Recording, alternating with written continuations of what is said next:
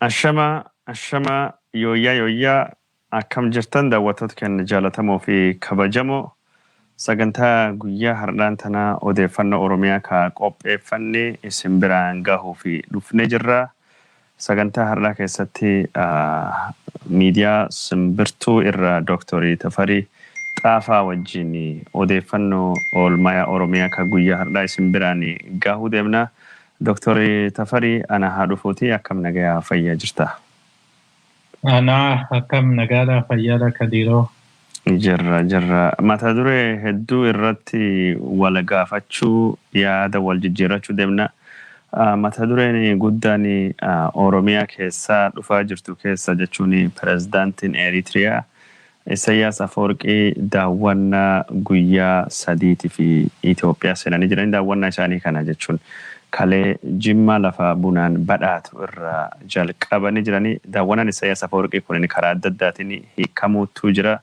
Keessattuu jechuun bakka bunaan badhaate kan dhufuun gaafa mootummaa ce'umsaa dubbatu haga waraanii baadiyyaa ka'in Eertiraan biyya buna erguun sadarkaa Afrikaa jechuun sadarkaa gurguddaa keessatti argamtu keessaa turte. Ammaan tan yeroo mootummaan federaalitii fi naannoon Tigraay walitti gaarreeffachaa jiran kan dandeettu dhufuun Isaayyaas Afwerqii jechuun wal dhabaa kana jechuun Abiyyi bira dhaabbachuu akka barbaadu mul'isa akka jedhamu dubbatamaa jira.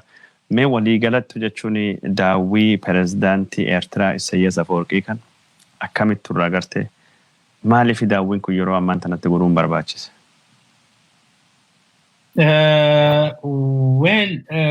Akkuma ati jettee iyyuu daawwiin kun inni jalqabaa akka fakkaatutti waan Tigraay saanduchii gochuu barbaadan fakkaata. Kanaaf namoonni gurguddaanis akka dubbatanitti Tigraay itti marsanii sodaachisuudhaaf waan godhame fakkaata. Hunduma caala egaa yeroo kanatti dhufuun isaa kuni yeroo walitti dhufeenyi Tigraay fi Abiyyi garmalee gargar baheedha yookiin garmalee walitti bu'iinsi isaanii suni ol ka'eedha. Kanaaf yeroo kanatti waraanan isinitti bana jedhee ni jira. Bajeta isaanirraa dhaabee jira. Gama tokkoon loltuun itti ergaa jedhee jira. Haala kanaan egaa tokko mariin isaanii jedhamee kan yaadamu dhimma nageenyaa kanarratti dhimma nageenyaa kana daayirekti waan militarii dhoksanii hin ergu. Akkuma namoonni baay'een gabaasaa jiraniyyuu militarii keessaa loltuun muraasni keessattuu iliitii fi gorsa gara kan kennan keessattuu iyyuu jiddugala kana kan to'ataniif kan eeganii fi warri Eritiriyaa kun jiru jedhama. Kanaaf naannoo jiddugalaa kana kiiloomeetira 100 kana hunduma caala amansiisaa godhachuu barbaada Abiyyi. To'annoo isaatiin ala akka ta'u hin barbaadu. Kanaaf isarratti samma tokko mari'achuu ni danda'u jedhamee yaadama. Kanaaf ergaan inni dabarsuu barbaade tokko warra Tigraayin saanduchii singoonaa garuma hundaaniyyuu isin rukunnaa kan jedhani. Asirratti Kadiiroo kaleessa egaa amma tokko qulqulleeffachuu yaalee oduu dhimma qabatamaa naannoo Gondarii nu ga'eeni warri Suudaanis loltuun muraasni Suudaan irraa Gondar galee jira. Gondar keessa jiru hoteelli qabamee fi maaliif akka galan hin beekamu. Garuu hunduma caala karaa saniinis amma tokko dhiibbaa Tigraay irraan geessisuuf fakkaataa jedhanii nutti himanii jiru. Kanaaf kuni walumaa galatti kan sitti agarsiisu Tigraayitti marsanii seejii galchuufi fakkaata. Waan akkasii istiraatejii akkasiitiif waan deemuu fakkaata. Warri Tigraayis amma tokko gara Tigraay irraa bahanii keessattuu gara Affaar kanaani amma tokko influensii gochuu waan yaadaa jiran fakkaata. Egaa kana gama Jimmaa deemanii buna ilaaluu, lammaffaa Gibee ilaaluu, Abbayaa ilaaluu maaliin kuni waan diinagdeedhaan wal qabatu fakkaata. Hunduma caala egaa bunni kuni ammatti bunni gabaa addunyaa irratti bunni baay'ee jaalatamaa beekamaa dhufe.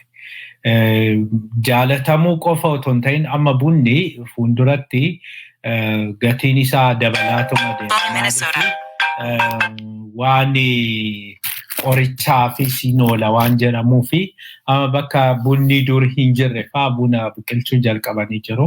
Ameerikaan amma duraan hin qabduu ture garuu Kaalifoorniyaatti buna oomishuu jalqabdeerti. Bunni Hawaii jira. Kanaafi buna fa'aa qoricha kana keessaa extract waan godhaniif keessattuu qoricha waan stressii kana wajjin wal qabateen akka qoricha isarraa waan hojjetanii fi kanarraa kan ka'e gabaan isaa fuulduratti dabalaa jedhamee beekama. Lammaffaa bunni Itoophiyaa ammoo buna baay'ee gaariidha. Best coffee jedhamu speciality coffeedha, organikiidha. Kanaaf gabaa addunyaa irrattis amma tokko fudhatama qaba. Otoo jennu bunni beestiin kan Itoophiyaati. Bunni baay'ee mi'aa jedhamu. Geeshaan yeroo tokko kan paawundiin 360tti gurgurame buna geeshati. Geeshaan kuni gara Jimmaa keessa gara baadiyyaa kanaafi Ilubaaborii fi Kibba jidduutti argama. Kanaafi waan akkasii kuni akkuma bobaatti waan laalamuu fi ishii sanas itti fayyadamuu fi karoorfachuun waan jiru natti fakkaata. Egaa akkamitti akka itti fayyadaman amma otoo Tigraay wajjiniin waliigalteen jiraate karaa sana fe'anii deemu. Ammas karaa Asab kana itti fayyadamuudhaaf yookiin karaa sana sirreessanii akkasitti buna fa'aa biyya alaatti erguudha karoorfachuun isaanii hin oolle kana sitti argisiisa. Sigalee fedhii diinagdees ektiraan amma warqeen alaumaa waan tokko hin qabdu diinagdeedhaan baay'ee kufteerti. Uummanni hedduu rakkateera. Kanaaf xinnoo achi tarkaanfatanii isa itti fayyadamuudha barbaaduun sunis waan kajeeluun waanuma jiru natti fakkaata. Yeroo mootummaan ce'umsa bara 1991 ijaarame Eertiraan bara 1993 bilisummaa baateen duubatti hariiroon mootummaa Eertiraa kan Isaayyaas Afwerqiitii fi ka pirezidaantii Itoophiyaa yeroo sanitti ka ture ka Mallas Zeenaawii akka malee cimaa ture. Itoophiyaan gara sirna federaalizimiitti bara 1994-95 ceete. Achiin duballee haga waraanii baadimmee ka'ee bara 1998 kumlama hariiroon biyyoota lamaanii gaarii ture. Eertiraan jechuun Afrikaatti buna biyya alatti erguun sadarkaa sadaffaa qabattee turte.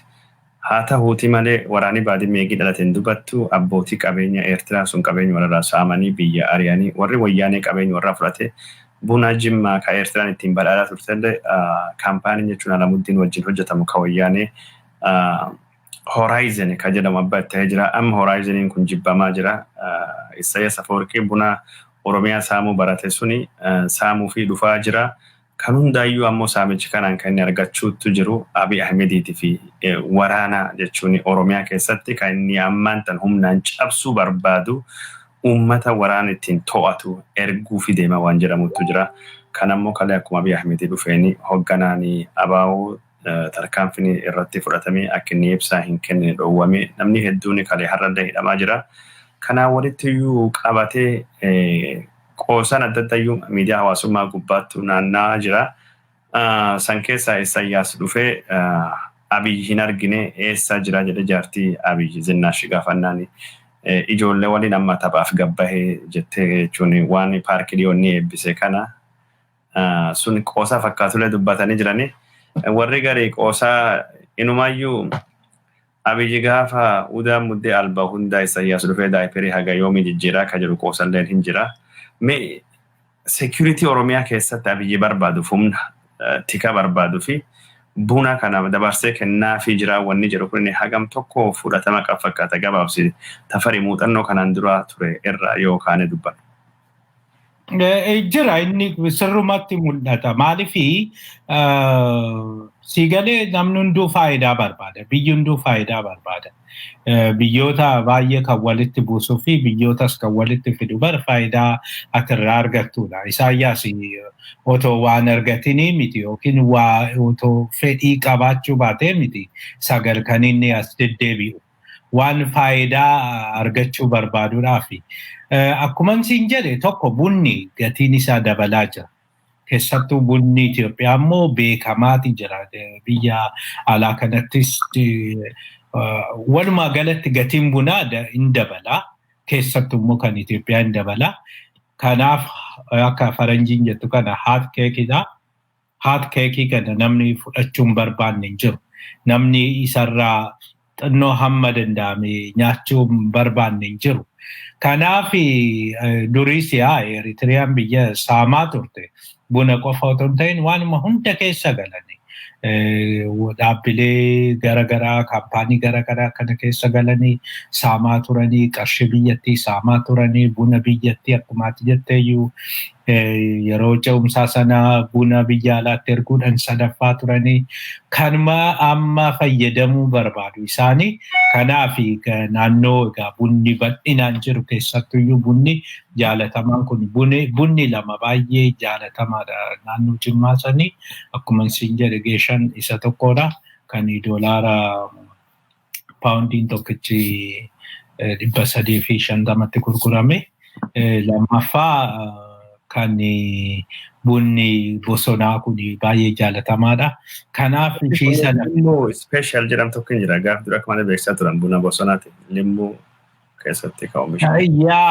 Yaa bunni limmuu bunni kan amma biyya garaagaraatti kan waan garaagaraa jaalatu. Fakkeenyaaf amma limmuu fa'aa buna naannoo Jimmaa kana naannoo Eeshiyaatii fi naannoo Yuurooppiitti baay'ee jaalatu. Walumaa galatti akka addunyaatti gaafa laalteettu garuu the best coffee jettu buna geeshaa jedhamu kana. Geeshaan kuni gara Jimmaa keessayyuu gara Saqqaa moo maal Saqqaa otoo hin ta'in bakki bosonni jiru tokko jira. Gara kibbaatti gadaanaa naannoo sanaa fi dhaqee hanga Ilubaaboor gara Gooree sanaa fi gara Gooree sanaa fi mattuu dabartee Gooree fi kibba jidduutti kan argamudha. Bunni kun baay'ee jaalatama. Reeriidha bunni kun hin argamu. Itoophiyaa keessatti inni adda jedhame. Inni paawundiin tokko doolaarii 360tti gurgurame siin jedhu iddoo sana kan maddeedha. Warma faranjiitti akkasii gurguratu malee qotee bulaan yoomaayyuudhaan argatu uffata. Yoo seenaa isaa laaltee jette bunichi dura Gwaatimaalaatu dhiyeesse. Ammayyoo Gwaatimaalaanii ammumallee bunni kun amma paawundiin buna 4-5 yookiin 6 Niiyork irratti gabaa Niiyork irratti yoo laalteetti amma bunumti baay'ee gaarii jettu bunni Itoophiyaa ergaa caffee fa'aa Ameerikaatti kan jaalatamu kan maqaa irraa dhorkanne parsantiin 45 kan gujiiti ergaa caffeen kuni. Bunni gujii amma doolaara 5-6tti kan gurguramu kuni yoo gurguramu geeshan naannoo. Ergaa caffeen bunaa Gedeyooti. Gedeyoo. Gediyoonis jira. Bunni Gediyoos jira. Bunni ergaa caffee kun walumaa galatti ergaa caffeen iddoo soorsiin isaa garaagara. Kan gujiis ergaa caffee jalatti ramadu isaan kaataagorii akkasitti baasaniif. Kan Gediyoos ergaa caffee jedhanii baasaniif. Kan Sidaamas hamma tokko ergaa caffee jalatti ramadan. Lammaffaa Sidaamaa jedhanii bunni Arsii guutuun Sidaama jalatti ramadama. Wanti identiitii dhorkan bunumaayyuu. Ani amma mana kitaaba fi mana bunaan qaba. Kanaaf tokko irratti hojjedha. Identiitii masanni regain gochuun mataa isaatiin qormaataa garuu we have to do it. Guyyaa bira gartee waan bal'ina irra haasa'uu qabna. Kamiin qabatu. Mee tafarii mata duree hedduu haasa'uu qabnutu jira. Gara sunitti daddarbuu waan qabnuufi Nadagaa jirtaa? Yayyee. Hayyee. Dhaamsa Oromiyaa irra dhufaa jiru Isaayyaas Afwerqii abbaa irree Afrikaati namuun beekaa biyyi isaa Kooriyaa kaabaa Afrikaa jedhamteeti ka beekamu dimokiraasiin hin jiru Eertiraan heer hin qabdu Eertiraan filannoo hin qabdu Eertiraan pirees hin qabdu mormitoota hin qabdu Itoophiyaan yoo gara dimokiraasittuu ceete Isaayyaas Afwerqii fi rakkoo guddaadha. Keessattuu jechuun amma daanganii banamee Itoophiyaa fi Eertiraan araarii bu'ee jira badhaasii Noobeelii Abiyyiif kennamee jira nagaa buusii uummata Eertiraa gaafachaa jira. Yoo Itoophiyaan dimokiraasii godhattee filannoo godhattee Isaayyaasiif kun rakkoo guddaadha. Kanaafuu dimokiraasiin akka Itoophiyaa keessatti ta'uu hin barbaadu. Hidhamtoonni siyaasaa Oromoolleen akka qabamanii hidhaaf hin baane barbaada. Keessattuu gaafiin saba Eertiraa keessallee ka'uu danda'a waan jedhee yaaduufi Isaayyaas gaafii sabaaf sablammii akka hin jaalanne yookaan hin barbaanne hedduu dubbatee jira. Isaayyaas filannootti namanuu gurbaa isaa hangafticha Abrahaam jedhamu ka umrii Abiyyiitiin walitti dhiyaatu jechuun muudamaa fi qopheessaa jira yoo waa ta'e du'e. Akkasittuu jedhamaa jira. Kanaafuu Isaayyaas jechuun abbaa irree waan taateef Oromiyaa keessatti waan deemaa jira kanallee humnaan cabsee jechuun Abiyyi wajjin gaafa Afrikaa sun jechuun akka abbaa ta'ee to'achuu barbaada wanni jedhamee haasa'amullee ni jira. Dhimma Isaayyaasii kanaasittuu qabnaame wanni takkiin ka dhimmi guddaan jechuun mata dureen biraa ka haasa'amaa jiru. Torbaanii kana Messenger audio. Okay. Dhiifam itti fufu. Kalee wanni kun jalqabu hoogganaan abaa'oo manisaa keessattuu walgahii godhe walgahii kana irratti jechuun pireesa fadoonni ibsaa kennuuf yaadu jechuun raayyaan ittisa biyya Itoophiyaa dhufe akka pireesi sun hin godhamnellee godhe achira namallee qabee hidhee artistoota gaazexeessotaa fi akkasumas maanguddootaa fi hayyoota hedduu qabamee hidhamanii warri kun har'allee kan hidhametu jira. Sanittuu aansee jechuun hoogganaan abaa'oo yookaan hayyuu dureen dhaaba abaa'oo obbo Daawud Ibsaa miidiyaa adda addaarratti haasawaa godhaa turanii mee haasaa isa kan akkamitti ilaalta? Waan sana akkamitti hubachaa jirta? Dhimmuma mee Isaayyaas kanatti gaafa deebinee jennu dhuguma dikteetarshipii ekspoort gochuu barbaada. Kobaasaa dikteetar jedhamuu hin barbaadu. Yeroo dhiyoo keessatti rakkoon nuti arginu yoo ilaaltetti xaxaan baha Afrikaa kuni baay'inaan namticha kana waan xaxamaa jirudha. Kana duras Somaaliyaan jigdee Somaaliyaan deebitee kan ijaaramaa jirtu waan jarri kun jechuun wayyaanee fi Isaayyaas irratti wal lolanii fi dhimma biyya biraa keessa galanii jechuudha. Tokko gargaaraa maqaa yakkuudhaaf jechuudha. Suudaanii keessattis wanti geggeeffamaa ture sanuma. Ammas Suudaanii kibbaatti akkasitti geggeeffamaa ture. Suudaanii kaabas amma wanti argitu waanuma akkasiiti kan ati irraa argitu.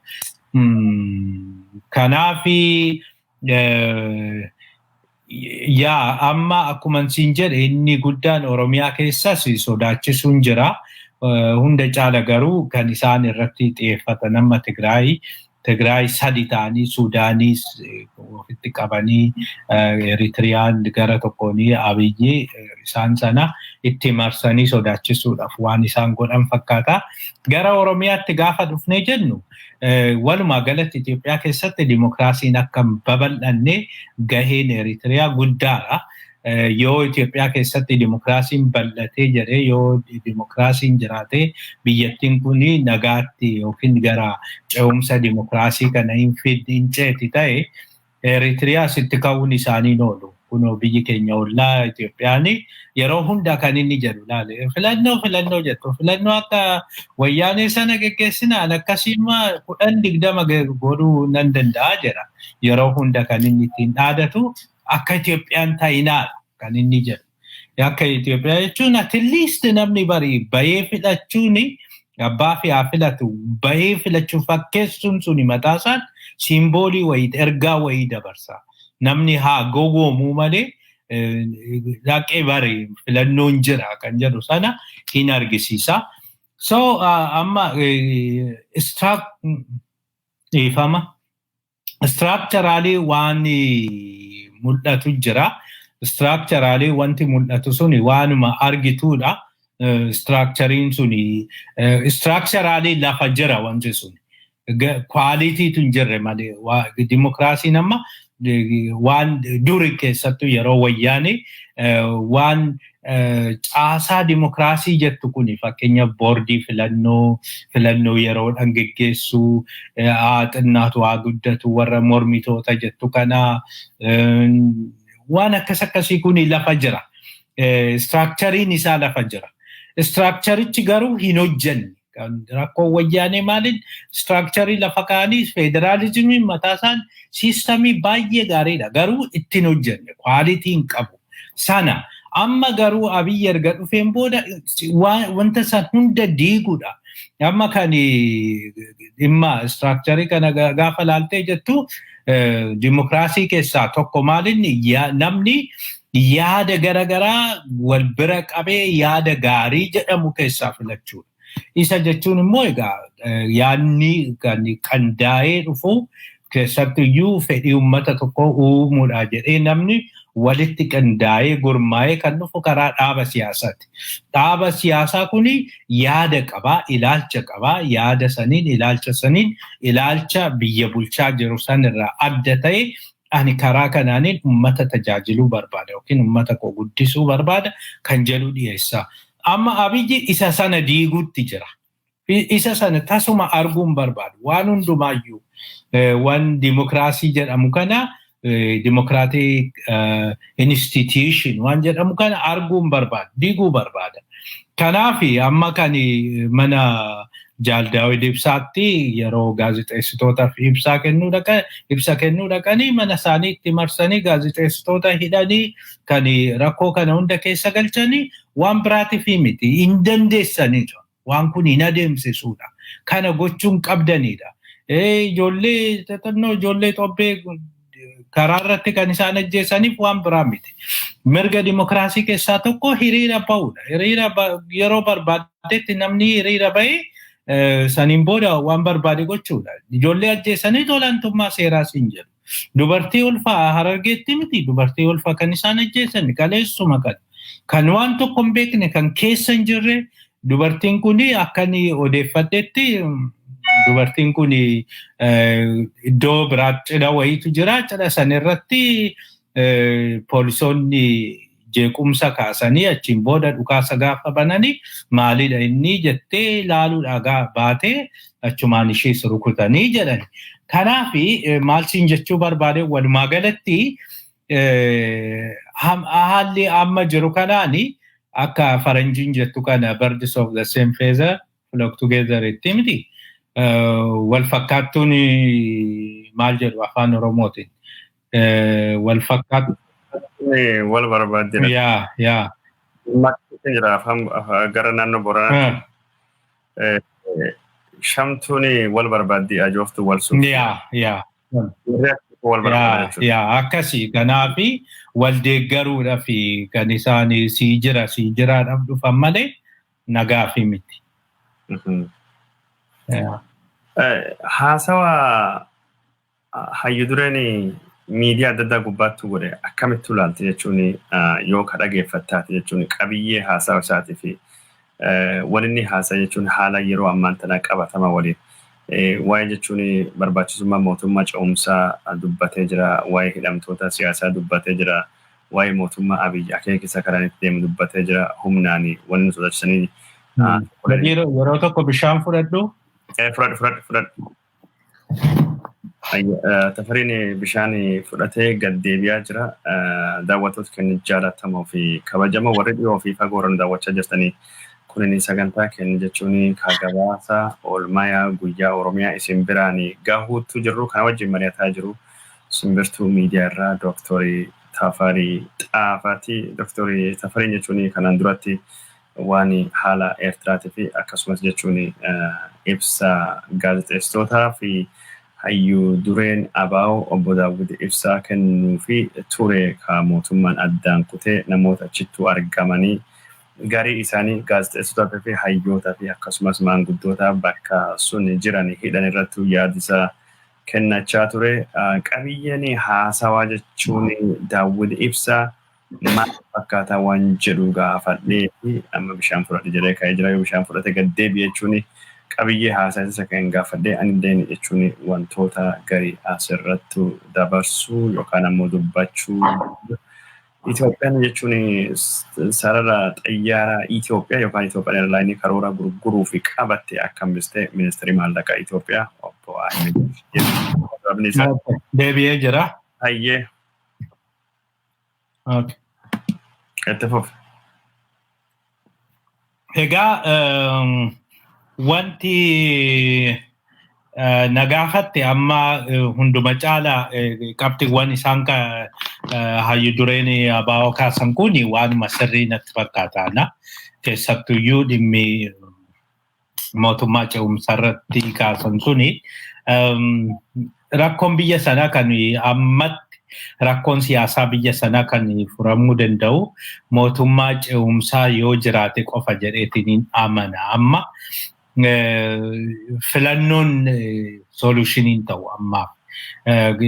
Maaliifi otoo akkansiin jedhe sani amma dhaabbileen dimokiraasii kun fakkeenyaaf dhaabni siyaasaa cimaan, boordiin filannoo cimaan, haalli kan warri immoo akka maalidha kan ombudsman jedhaman kuni waan baay'eedha egaa instituushinii jettee kanatti ilaaltu suni isaan sun yoo jiraatanii jedhani. Lammaffaa immoo haalli dimokiraasiyyuu mataa isaatiin amma hiriira bahuun, mormuun, yaada garaagaraa dhiyeessuun inni sun yoo jiraate. Otoo miidiyaan walabaa, miidiyaan akka OMN kunifaa biyya jiraatanii abdii godhatta filannootti. Maaliif jarri kunis jiru, warri mormanis achi jiru, warri mormanis ciccimoodha. Yooma rakkoon jiraate illee miidiyaan waan sana dhaqee ifa baasa jettee ilaalta. Uummannis immoo rakkoo qabu sana rakkoon qaba, rakkoon kuni kan kooti jedhee karaan ittiin ibsachuu danda'u hiriira bahuudhaan sana gochuu ni danda'a ture.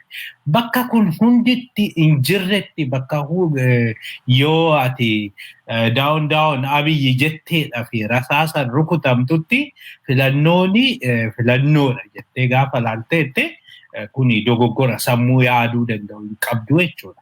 Kana xiinxalaniiti hoogganaan kunis kan kana dubbatan natti fakkaata.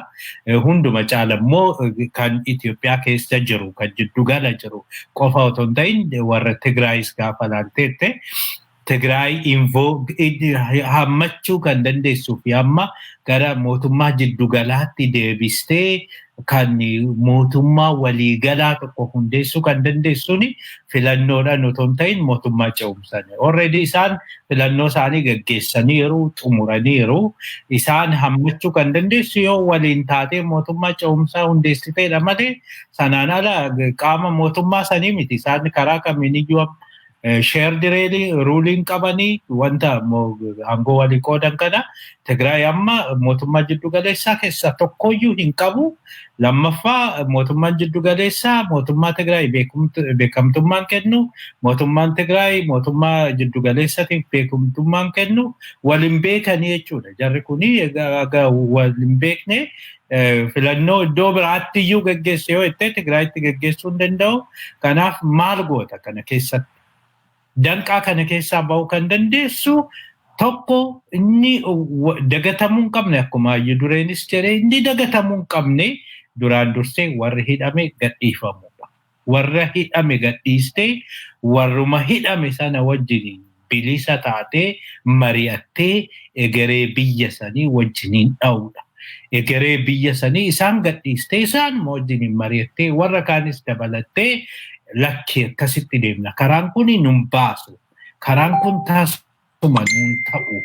Haala kanaan eessayyuu gahuu hin dandeenyu jettee ittiin booda fala dhaatta. Uummannis gaafa salsi wajjin hin jira jechuudha.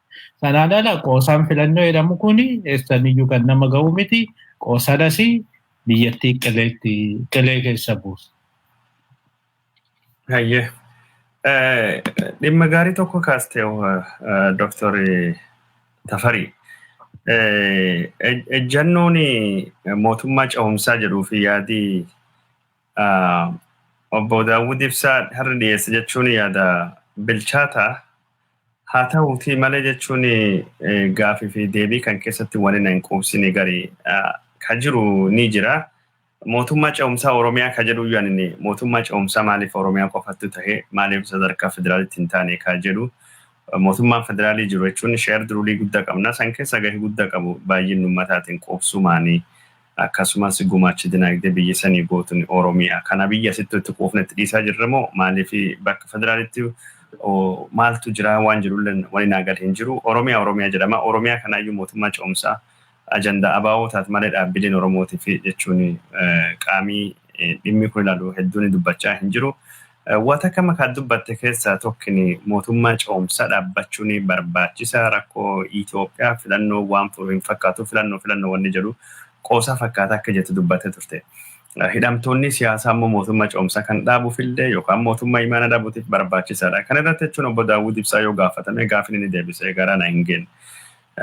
Hidhamtoota siyaasaa ilaalchisee maal dubbatti jedhamee yoo gaafatamu nu abaluu dhiisa abaluu hiikan jennu bor hidhamanii kaayoon kennu mootummaa ce'umsaa dhaabuudha jedhee dubbate jechuun hidhamtoota siyaasaa irratti jechuun yeroo ammaan tana mootummaa ce'umsaa haa taatu mootummaa imaanaa dhaabaddi mootummaa wajjin mari'adhi waan feete godhu adda durummaan jechuun dhimmi siyaasaa Oromoo kan ammaan tana kaayoon yeroo gabaabaa short term plan jechuun hidhamtoota badii tokko malee maqaa Oromootiif hidhaman gad dhiisisanii achiin boodatti kaayoo biraallee itti deemna warri kun hoggantoota mootummaa ce'umsaatii fi mootummaa imaanaatiif nu barbaachisu waan jedhutti jira warri garii ammoo Oromiyaa dhuunfanne duba warri hidhaatii baasnaa jechuun ni malanii garuu bakki yaadii sunini an akka kiyyatti jechuun na hin quubsine waan san akka inni qalbii tokkoon dhageeffatan waan hidhamtuu siyaasaa waan haasa'uuf waan jawaarfaa waan haasa'uuf yoo jechaa jennu Jawaar Mohammad Faatii haga hidhamanii guyyaa 109 manidhaa Abiy Ahmed keessa badii tokko malee Oromoo waan ta'ameef miidhamaa jiranii waan Daawud Ibsaa jedhe bakka sunitti dhimma hidhamtoota siyaasaa xiyyeeffannoo argachuu qabu.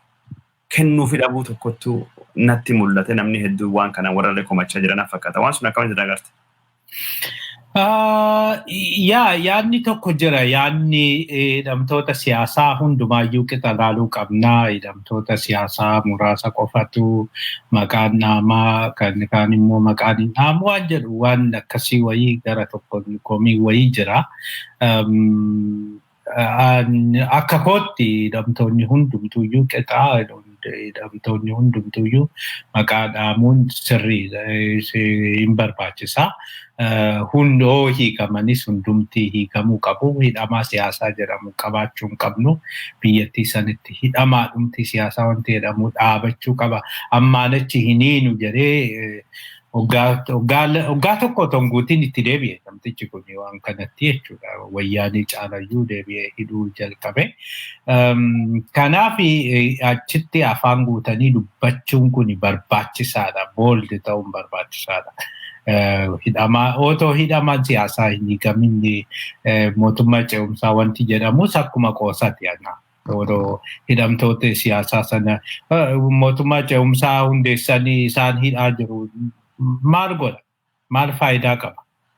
Sanatti. Lammaffaa immoo yaaduma ciccimoo warri qaban kun bari yaada waan qabaniif namoonni kun. Lammaffaa uummanni waan isaan dhaga'uuf waan fooloowarii qabaniif namoonni kun kan isaan hidhamaniif. Kanaaf namoota kana hunduma caala yaada waan qabaniif fooloowarii waan qabaniif liidarii keenya. Waan haaluu hin qabne amma Jawaar Mohammad liidarii keenya. Baqqalaa Garbaa liidarii keenya. Kanaaf isaan kana kophaatti dhiistee mootummaa ce'umsaa jechuun qoosaadha. In ta'u. Dura isaan hiikamaniiti mootummaan ce'umsaa hooma ta'e illee kan ta'u. Mootummaan ce'umsaa sadarkaa Oromiyaatti immoo sadarkaa federaalatti kan jedhu innis waan jechuun marii barbaada wanti sun. Duraan dursinee akka Oromootiyyuu Oromiyaa akka Oromiyaatti mootummaa ce'umsaa hundeessite taanani gara biraatiin federaalatti mootummaa ce'umsaa hundeessite jechuudha. Maaliif akka warri jedhe tokko kaleessa Tigraay yoo fottoqne Itoophiyaan hin jiraatti Amaarri yoo fottoqe garuu Itoophiyaa waan jedhamtu jirtu. Maaliif Itoophiyaa kan ijaare Amaaraa waan jedhanii qoosaa kaasan tokko jira. Amaarri yoo fottoqe Itoophiyaan humaan taatu. Amaarri Itoophiyaaf hagas barbaachisaa miti. Oromoon garuu onneen biyyattii sana kan jiru walumaa galatti biyyattiin onnee fi somba Oromootiin kan isheen hafuura baafattu. Uummanni Oromoo hin ta'u jedheenyaan uummanni Oromoo baay'ee taanan biyyattiin suni diigamuu isheeti. Hunda caalaa jechuudha. Hanga Tigraay didu kana Oromiyaan didee achiin booda guyyaa tokkotti dhaabata waan hunduu. Guyyaa tokkotti waan hundi jijjiirama gaafa Oromiyaan didee jechuudha. Kanaaf hin ta'uu malee kan loojikaalis kan jechuun kan si amansiisu kan ta'uus qabu Oromiyaa irratti ijaaruu otoo hin ta'in akka federaalatti otoo ta'e gaariidha. Akka federaalatti immoo dhaabbilee garaagaraa wajjiniin waliigaltee barbaachisaa, marii barbaachisaa. Sanaaf fakkeenyaaf yaadattaatis karaa ollaatiin warra dhaaba sabaaf sablammii kana wajjiniin kan mari'achaa turre, kan mariisisaa turres waan akkasii kanatti akka adeemamuudhaa fi ollaan dhaaba siyaasaa miti advokeessidha malee. Kanaaf dhaaba siyaasaa, dhaabbileen siyaasaa akkasitti otoo walitti dhufanii gaariidha. Hundi egaa sadarkaa Oromiyaattis dhaabbilee Oromiyaa wajjin waliin ta'amee egereen keenya maal fakkaata jedhamee otoo mari'atamee inni hin badu. Ani achitti rakkoon natti mul'atu gama biraatiin sanuma immoo gara Itoophiyaatti ol guddisanii warra kaan wajjiniinis dubbachuun ni danda'ama. Isaan bari amansiisaa ta'ee jennaan isaanii humna qabaatanii waan kana murteessanii jennaan bari warra biraa wajjiniin walii galanii mootummaa ce'umsaa jedhanii hundeessuu danda'u iyyuu isaanu Abiyyi kophaatti dhiisanii jechuudha. Maaliif Abiyyi illegitimeetidha. Illegitimeetii waan ta'eef hundumtuu amma kileem gochuu danda'a.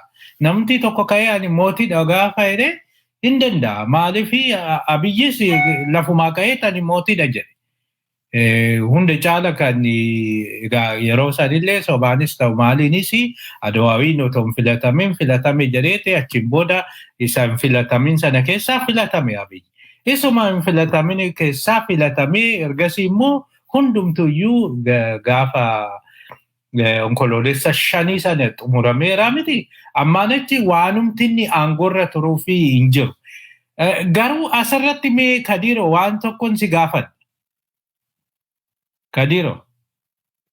Si dhagaa jira. Nama seerati ati namni seera siyaada akka irratti kennuun barbaada. Konstitushinii sanirratti akka jedhutti manni tokko yookiin manni maree suni waggaa 5 filatama. Waggaa 5 erga filatameen booda waggaa 5 achi turu achiin booda deebi'anii galuu qabu. Amma manni maree suni egaa korodaan jira filannoo geggeessuu hin dandeenyu maalii jedhe boordiin filannoo maali jinni jaankaa jedhanii yeroo dabalatanii jiru. Yeroo gaafa dabalatan kana member of parliament paarlaamatu dabalate paarlaamaan suni yeroo gaafa dabalatu waggaa tokko waggaa lamaaf dabalate.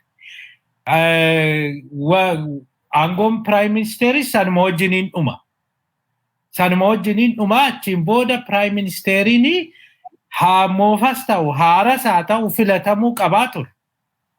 Garuu otoo hin filatamin itti fufaa jira biyyamma. Kuni seeraan alan ta'u. Manni marii federeeshinii suni kan dheeresse umurii prime ministerii otoo hin ta'in umurii paarlaamentiiti. Umurii paarlaamaa sana dheeresse malee kan muummee ministeeraan dheeresse. Garuu Abiyyi seera waan hin beekneef callisee akka barbaade godhaa jira. Akkamitti ilaalama kuni gama? Tafarii maal seeta? Adeemsa seeratii fi heeraa biyyittii sun jechuun hordofuu qabu mootummaan Abiyyi waanuma takka hordofaa hin jiru. Bu'uurumaayyuu jalqabirraa yoo kaasnee fudhannu hayyootii seeraa kan jechuun qopheessuu heera qopheessuu keessatti heerii kun kan qophaa'e bara 1994-95 waggaa 94 qophaa'ee 95 raggaasifame. Okay, wanni kun jechuun waggaa 25 duraatti fagoo miti. Warri qopheessin jira. warri qopheessee bakki isaan qopheessanii dookimentii isaan kaayanii isaan wal mari'achiisan dubbatanii anu paarlaamaa Itoophiyaa keessa deemee gaafa seera baradhu keeyyata hedduu irratti hojjedhee ture. Keeyyata heeraa irratti. Aangoon waggaa 5 caalaa hin darbu. Itoophiyaan mootummaa abbaa irrummaa hamaa qabdi muuxannoo. Abbaa irrummaan mootummaa diigee barbadeesse jedha beekeeri. Abbaa irrummaan mootummaa diigee Itoophiyaan akka biyyattuu diigdee Eertiraan irraa bilisaa baatee sabaaf sablammiidhaan bilisummaa qabahuu danda'an ka birmadummaa qaban walitti dhufanii coming together biyya Itoophiyaa jedhamtu hundeessanii jedha. Birmadummaa isaaniirraa mummuranii aangoo mataa ofii naannoo ofii keessattuu qabaatanii yookaan godina addaa ofii keessattuu qabaatanii yookaan aanaa addaa keessa qabaatanii mootummaa federaalii tokko dhaabannaa jedhanii aangoo irraa mummuranii kennameef jechuudha. Waggaa jahaawwanni jedhuyyuu hin jiru Abiy Ahmed bakka kanatti jechuun sila waggaa jaha bakki jiru kanaanuu seerayyuu hin qabu seera ala jechuun heera ala ta'e haasa'uu hin qabu. I mean egaa pretekstii isaa amma laal. Ta'uu jenne dabar. Preteksticha amma naa dheeressanii jedha manni marii. Sunaa ta'uu jenne dabar. Sunaa ta'uu jenne yoo bir dabarreeyyuu inumaayyuu waggaan 5 kun amma termiin haaraa kun amma waggaa jahaffaa wanni jedhu hin jiru. Waggaa jahaffaattu aanee dheeratee yoo jedhu sila tartiibii isaa ka ta'uu qabu tartiibi jalqabirraa akkuma godhamu sun akka haarawaatti jalqabuu qabaa ka jedhu hayyoonni seeraa hedduun akkas dubbata. Wanni paarlaamaa keessa ta'uu qabu akkuma gartee paarlaamaan akkuma haarawaatti waggaa haarawaatti dhufee haasawaan bantee jedhu. Fakkeessaafillee osoo taate sila paartiin falmitoota paartiin mootummaallee keessa ka sagalee wayyaballee hin qabu sagalee dhiyeeffatee akkasittuu filatee deemuu qabaa ka jedhutu jira. Warri ammoo paarlaamaan federaalii waan jechuun aangoon isaa hadheeratu jedhu ofii murteesse. Abbaan ofiif seera murteessuu hin danda'udha seerri Itoophiyaa. Abbaa irrummaadha yoo ta'u murteeffata. Paarlaamaan murteessu kun anaafillee aangoo dheeressee murteessedhanii warri waa hundayyuu karaa gabaa fudhatan. Wanni si ajaa'ibu Dr. Taferi waan si ajaa'ibu ati waan seeraa barachuullee baate koorsii seeraa hedduu fudhatte waan seeraa siyaasoftu sagantaa kan gubbaattu dhagahee jira. Itoophiyaan sirna federaalizimii hordofti. Seera gulanta lamatu jira. Seera naannoleetu jira. Heera naannoleetu jira. Heera mootummaa federaaliitu jira. Akkasuma naannoleen ammoo heeruuf isaanii birmadummaa qaba. Birmadummaan Oromiyaa irrattu heera Oromiyaa keessa dhufaa jechuudha. Waan moota heeraan walitti hin buune yookaan federaalii waan dabartee alatti. Wanni si ajaa'ibu Dr. Taferi mootummaan paarlaamaan federaalii aangoon Abiyyi dheerachuu qabaa jedhee dhimma heera Itoophiyaa irratti murteessuu danda'a malee odoo caffeen Oromiyaa hin mari'atinu ka federaalii waan dabarsee fi ka Abiyyi ka Shimallis Abdiisallee dheerate. Innis gaaffiidha amma kan Shimallis dhufaaniti. Ka uummattoota mana marii Oromiyaa sin dheerate. Caffeen Oromiyaa guyyaa takka waan kanatti abbaa alangaa itti aanaa Itoophiyaa nageessaa oddoo saayiba kiyya walii gale. Abboo dhiiroo fakkeessaaf illee taate caffee Oromiyaa qabdanii ati abbaa alangaa itti aanaati. Labsi seeraa namni baasu sifaadha. Caffeen Oromiyaa maqaa tokkoofillee taa'ee waan kanarratti dubbate. Akka Oromiyaatti dhukkuba koronaa vaayirasiitii fi jettanii waanuma federaaliin gorsuun godha. Filannoon dabarfamee jira yeroo hin beekamneef jedhaa godha fakkeessa fi jedhe.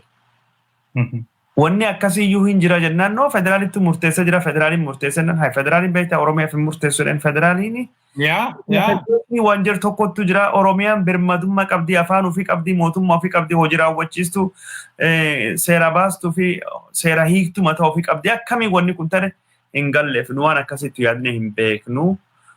Kanaafuu labsiin yeroo hatattamaa dabree jira filannoon dheerachuu qabaa jedhee manii federeeshinii hiikee jira manii federeeshinii mana federeeshinii mootummaa federaalii heera federaalii hiikmale heera Oromiyaa hin hiikne jedhetti.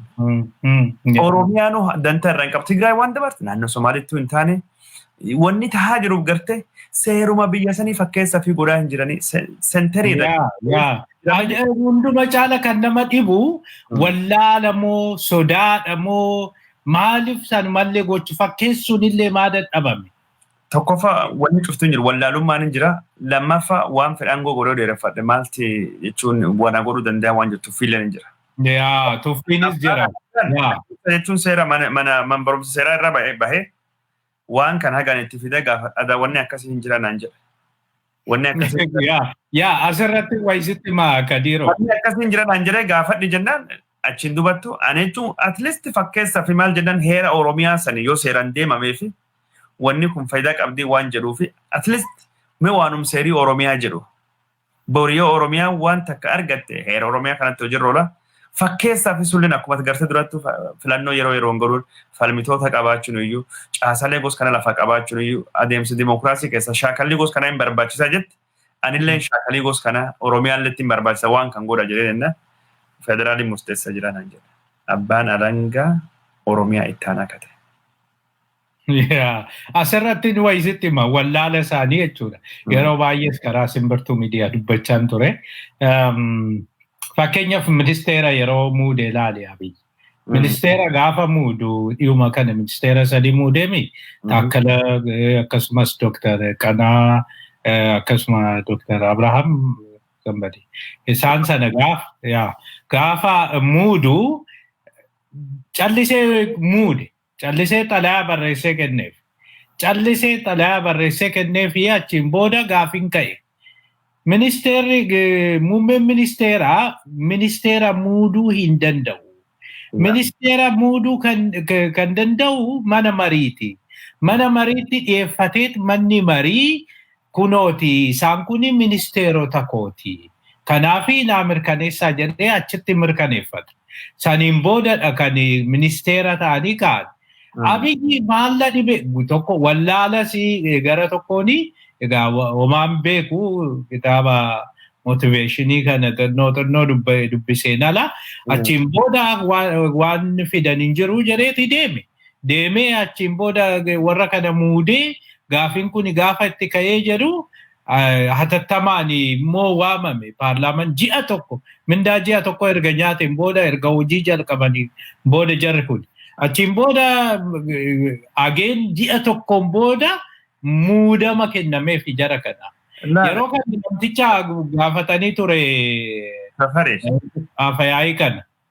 Kanan sitti hima. Afayaayii kana gaazexeessitoonni gaafa gaafatanii yeroo sanitti rakkoo qabnaa ture ministeera akkasii duwwaadha jedheeti xalayaa barreessee ture. Heerri xalayaa barreessin jedhu. Heerri muuduudhaaf muummeen ministeera gaafa muudu Afayaayiidhaaf xalayaa barreessa kan jedhu jiru. Akka oofuu jedhe san soba tokko sobuu sobamee sana dhoksuuf soba kuma sobuu. Kanaafi sobarratti tuulu. Otoo seerri jiraate namchi kuni kanumaan itti gaafatamaa ture.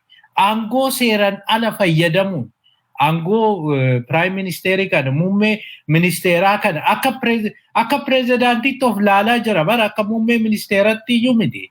Namni kanaaf maalli pirezidaantiidha mootiidha malee akkuma mootii torbaffaatti.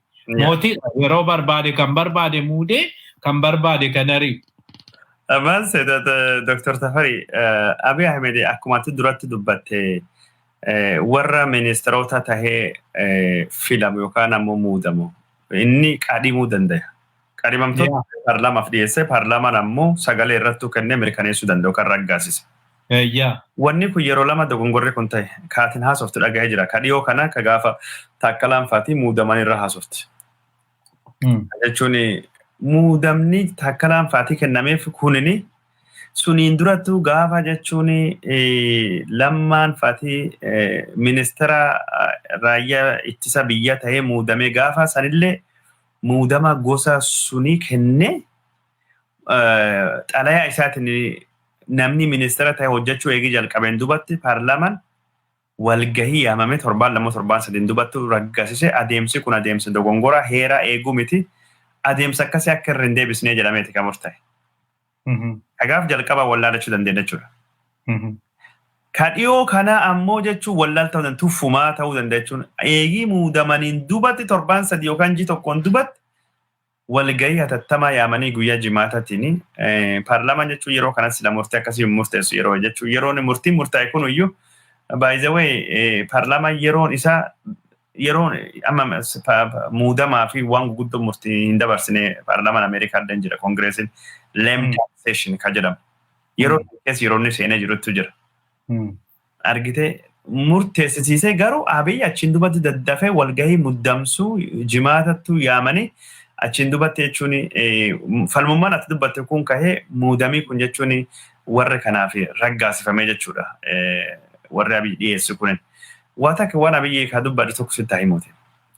Abiy dhugumaanuu waan seera biyya suni gurguddoo beekuu qaba malee cufayyuu beekuu hin qabu bulchaan waan gari jechuun seerii jechuun namni beekuu hin qabne diteelii hedduutu jira garuu abbaa alangaa ka jedhamu kanaan duratti ministeera haqa ka jedhamu ka Abiy seera baasuu pirootokoolii biyyadhaa wajjin ka wanni jedhu paarlaamaan iyyuu ammoo garee qabaa ka seera hordofuu ka adeemsisa hojiirra oolchuu ekspertoota mootummaa hedduutu jira kan dhimma kan gubbaatti hojjetan. Warri kan gaafachuu danda'a. Abiy ammoo awwaan hunda beeka jedhee waa yaaduuf. Seerallee gorsi nama hin gaafatu. Heerallee gorsi nama hin gaafatu.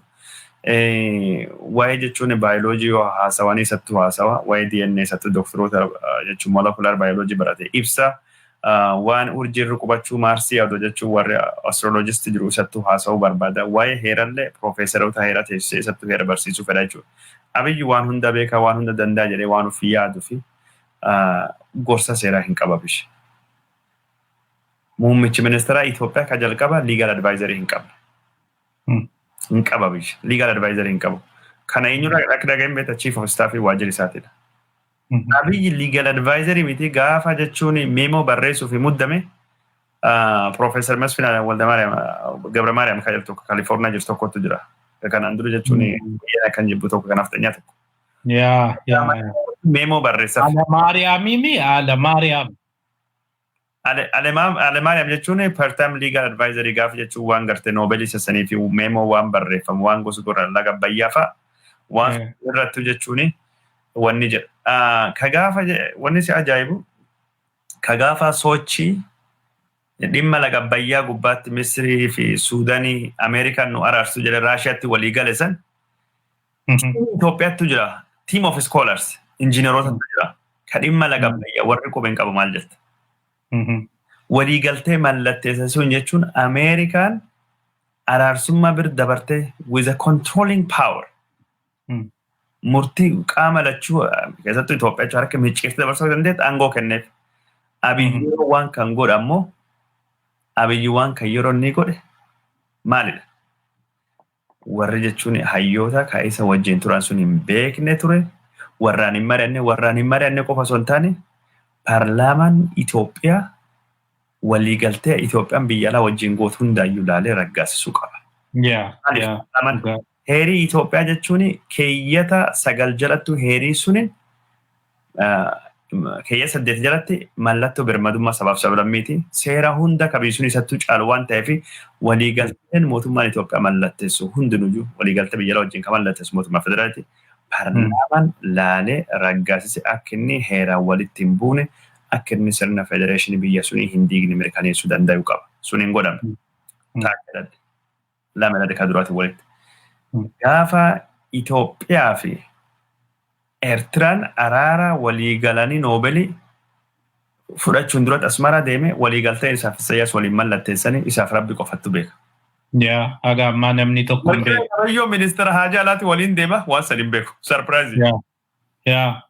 Saudi Arabiyaan ammoo achiin duubattu formalize godhuu fi badhaasa gaafa magaalaa Jidda Saudi Arabiyaatti deemanii badhaasa jechuun mootiin Imaaraatii Arabaa jechuun kennee fi mootiin Saudi Arabiyaa jechuun nishanii olaanaa biyya Saudi Arabiyaa badhaasa waliigalteetti ture jedhamee mallatteeffame. Waliigalteen sun maal akka namni beeku hin jiru. Waliigalteen sun paarlaamaa Itoophiyaa duratti dhufee paarlaamaan Itoophiyaa irratti raggaasife. Kanattu jira. Kanaafuu waliigalteen jechuun Abiy Eertiraa wajjin mallatteessa jechuun ministeera Siddaasedha. Namni beeku hin jiru. Waan gosunitu jira. Itti deebi'ee waan haasawutti turre itti deebi'ee. Kanaaf amma hunda caala namni hubachuu kan qabu Abiy balaa baatee deema kan jennu kanaaf heera hin kabaju seera hin kabaju. bakka seerri hin kabajamnetti bakka heerri hin kabajamnetti akka barbaadetti waan barbaade godhee biyyattii kana balaa keessa galchaa jira. Balaa keessa buusaa jira. Fakkeenyaa fi ofii isaatii otoo tokkoon mari'atiin dhaqee laga Abbayaa irratti hidhaa san irratti dhaqee mallatteessee achiin booda Ameerikaan akka barbaadetti akka harka micciirtu gochuu paaworii Suudaanii fi Misiriidhaa kennuu isaan kana rakkoo dhumti kana hunda namtichi kun ana qofatu beekadha jechuu isaati.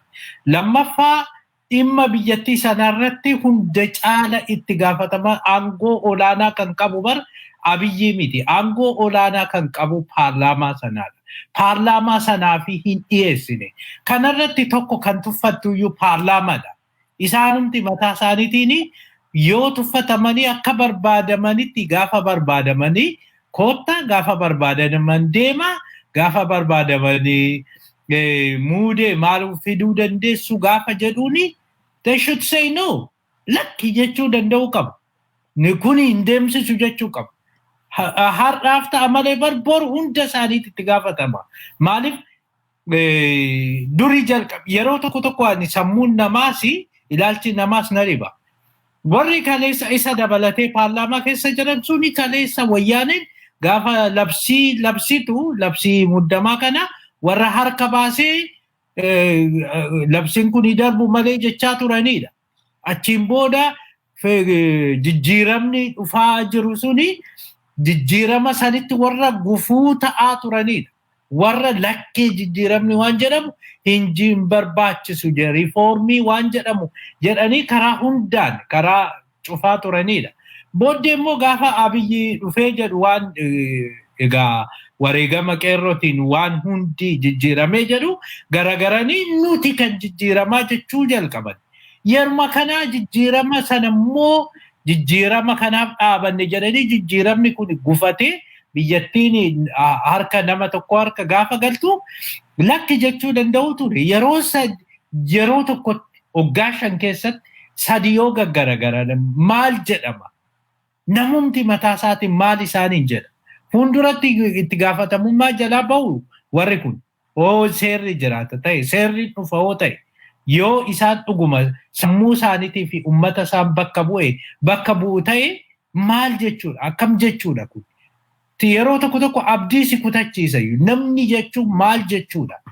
Namni yoo kanaa fi waan dhugaa jiru irratti dhugaa sana dhoksee warra kaleessa kan biraatii sirbaa har'a kan biraatii sirbaa boru kan biraatii sirbu yoo ta'e eessa ejjennoon isaanii pirinsipiliin eessa?